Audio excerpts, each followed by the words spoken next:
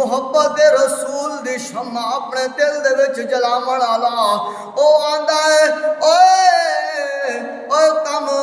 ذہنوں سن لو اے کاش کہ میرے جسم دے ٹکڑے ٹکڑے ہو جاویں پر میرے محمد نو کنڈا چپ جاوے میں غلام نو وہ بھی برداشت نہیں ہے کہ تسی اے کہندے ہو انہاں نے آکھیا آپس مشورہ کیتا جیندا غلام اپنے جسم دے ٹکڑے ٹکڑے کروان دے تیار ہے پر اپنے آقا نو آنچ آن نہیں دیندا اوندے آقا نو ویکھیے تے صحیح ایک وقت دے وچ ایک شخص منتخب ہوندا ہے کہ جا ویکھ کے آ مسلماناں دا نبی اپنے غلاماں نو کیا گھوٹ گھوٹ کے پلاندا ہے کہ جیندے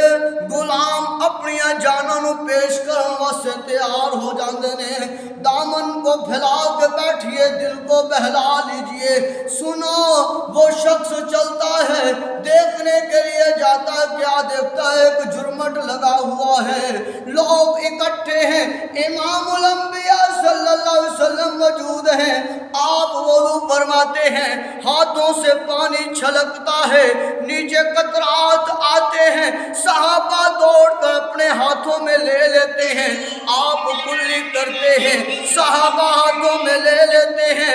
آپ چہرے مبارک پر پانی پھیرتے ہیں صحابہ ہاتھوں میں لے لیتے ہیں آپ اپنے بازو مبارکوں کو دھوتے ہیں صحابہ ہاتھوں میں لے لیتے ہیں وہ دیکھتا ہے ایسے دیکھتا ہے اور کہتا ہے آپ بتانے والے یہ تو بتائیے کیا ہو رہا ہے بتانے والا کہتا ہے اور پوچھنے والے تجھے پتہ نہیں ہے نبیوں کا سردار وضو کر رہا ہے اس نے کہا اللہ اکبر نبیوں کا سردار وضو کر رہا ہے یہ لوگ آس پاس جرمٹ میں کیوں ہیں گویا لگتا ہے کہ کہیں یہ لڑتے لڑتے ایک دوسرے کی جان لے لیں گے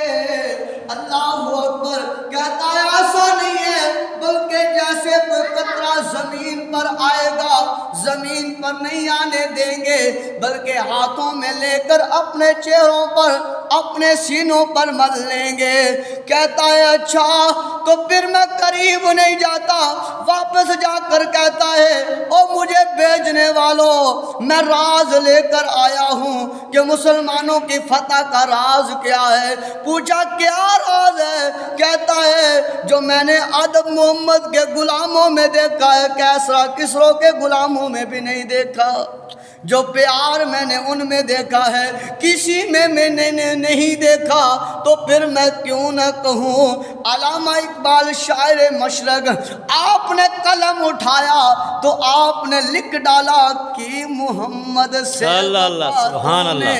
تو ہم تیرے ہیں یہ جہاں چیز ہے کیا لوح قلم تیرے ہیں